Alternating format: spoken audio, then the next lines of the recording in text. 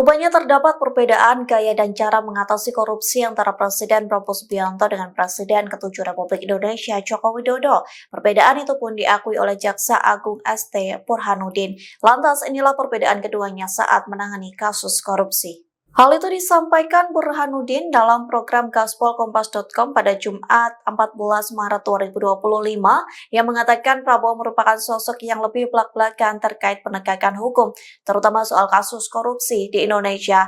Namun hal ini berbeda dengan Jokowi yang disebut lebih kalem. Burhanuddin menyebut Jokowi memiliki gaya kalem dalam mengatasi kasus korupsi. Meski begitu, Burhanuddin menilai kedua pemimpin ini memiliki sikap yang sama, yakni mendukung Kejagung untuk menindak kasus korupsi yang menggerogoti negara. Ia pun mengklaim selama pemerintahan Jokowi dan Prabowo, Kejagung dapat mempertahankan independensi mereka. Pihaknya juga menekankan bahwa semua pengungkapan oleh Kejaksaan Agung dilakukan setelah penyidik menemukan bukti dan fakta yang cukup. Download Tribun X sekarang, menghadirkan lokal menjadi Indonesia.